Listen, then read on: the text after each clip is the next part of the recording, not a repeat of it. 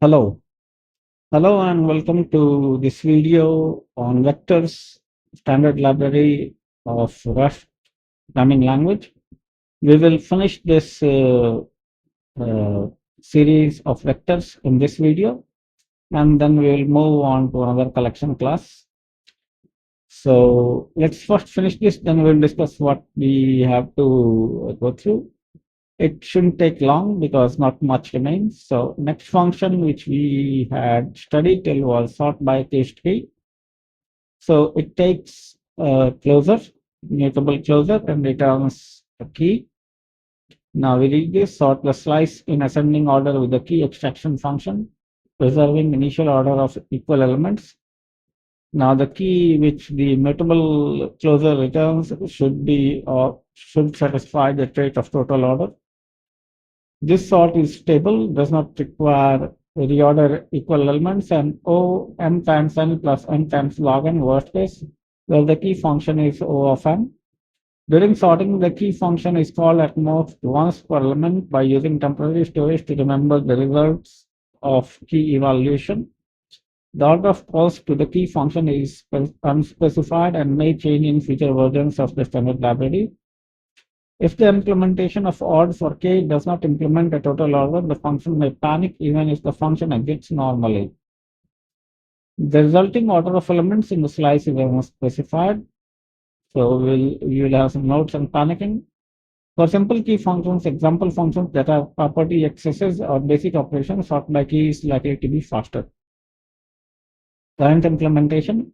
The current implementation is based on instruction parallel network sort by Lucas Birbal, which combines the fast average cases for randomized quicksort with the few worst case of heapsort with the fast worst case of heapsort, while achieving linear time on fully sorted and reversed inputs.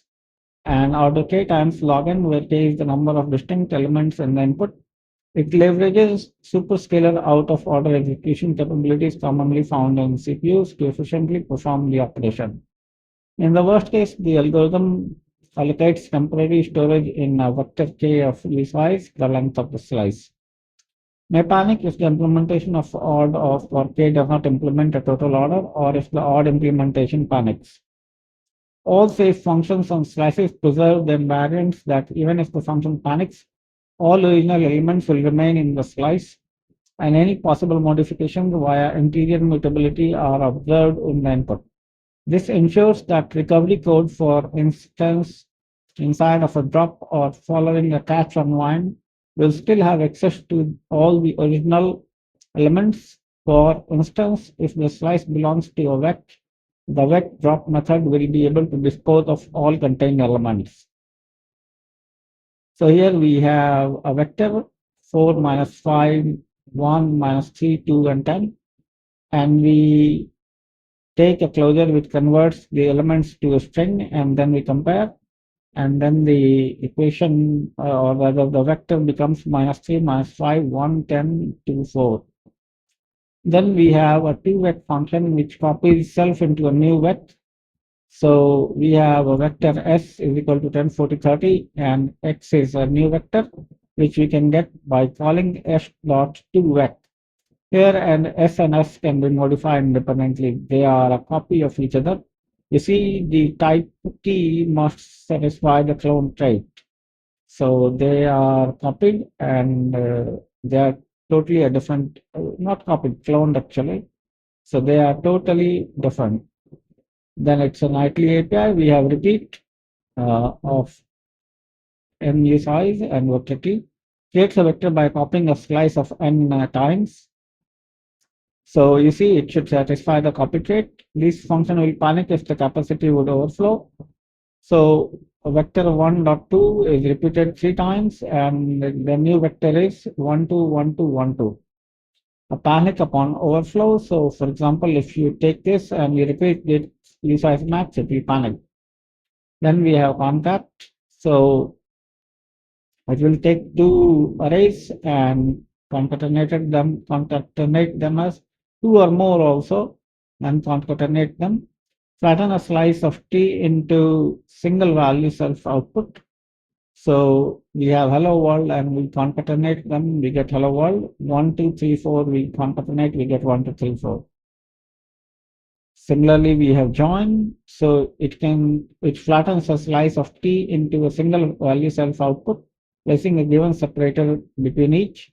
So hello world are two different strings or string slices rather, and we join by space, then it becomes hello world. And similarly, 1, 2, 3, 4 is joined by reference to 0. It becomes 1, 2, 0, 3, 4. And 1, 2, 3, 4, we join and we put 0, 0 in between, we get 1, 2, 0, 0, 3, 4.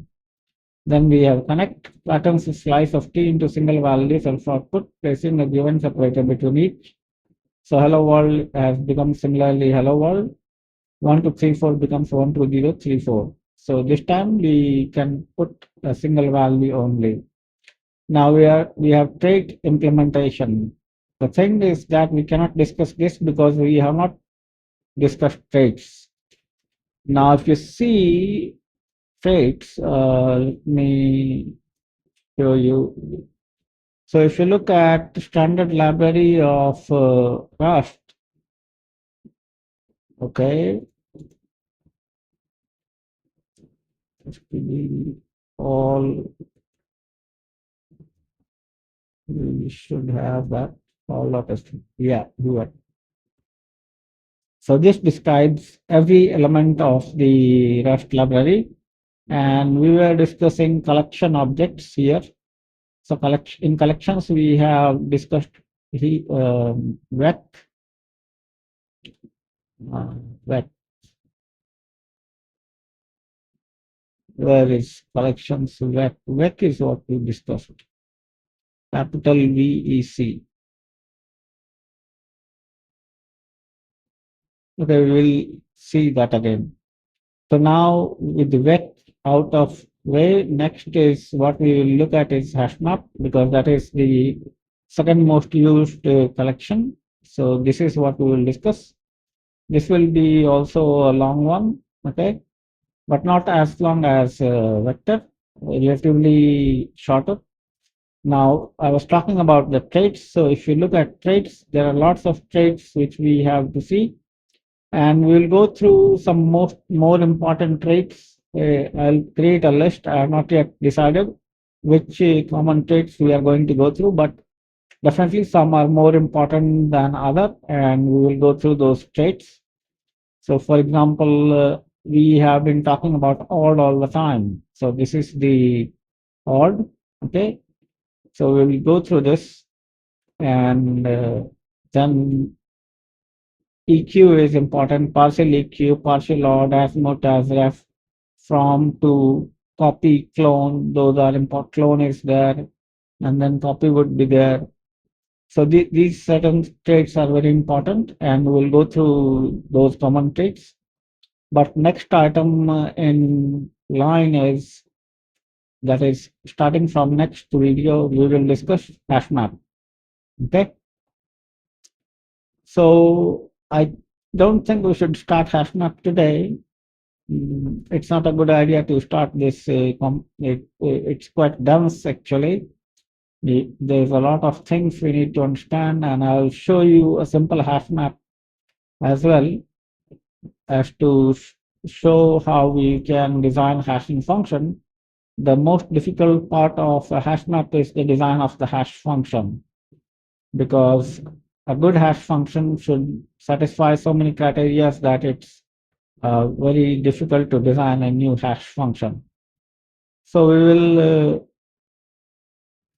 start the hash map in next video, and then after hash map, if you see the next, or rather even before hash map, I think we should learn about linked list, so that the linear structure is done for us.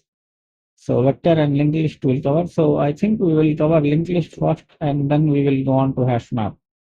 So in the next video onwards, we will do linked list. Let me take a look at all other things which are there in collections.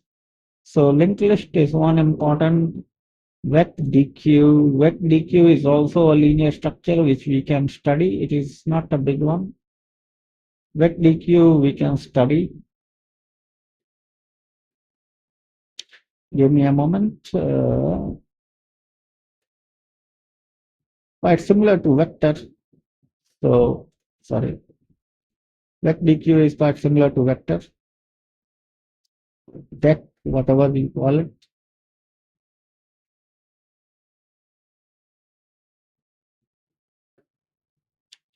So we will do linked list in the next video, and then we'll see where we can go from there. Then we can do hash set, hash map.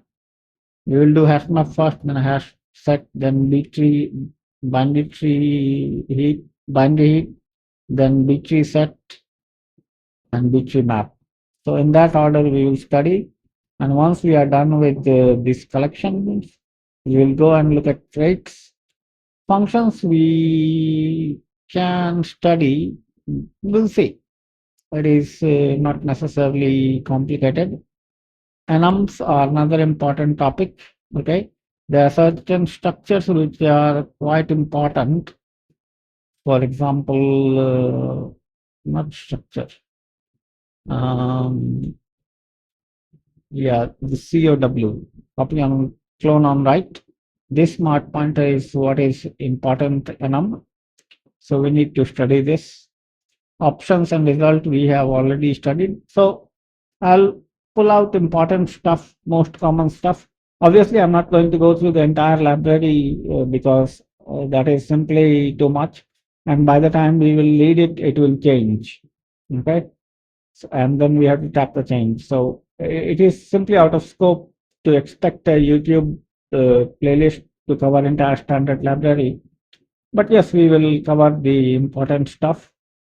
So I'll stop this video here, and I thank you for watching the video. It was the last video in the series of vectors. So we finished vectors, and next we will start linked list. So thanks a lot for watching the video. I hope that you have enjoyed this entire playlist of Rust. If you have not watched earlier videos, please go ahead and watch them. Also, I want to draw your attention to my website, kumjika.ashtalker.org. You can make a login here, and you can ask questions related to Rust. Okay. Not many users are there right now, and I'll be more than happy to answer your questions on Rust. So thanks a lot for watching the video. Have a nice day. Stay curious, keep learning, and most importantly, enjoy.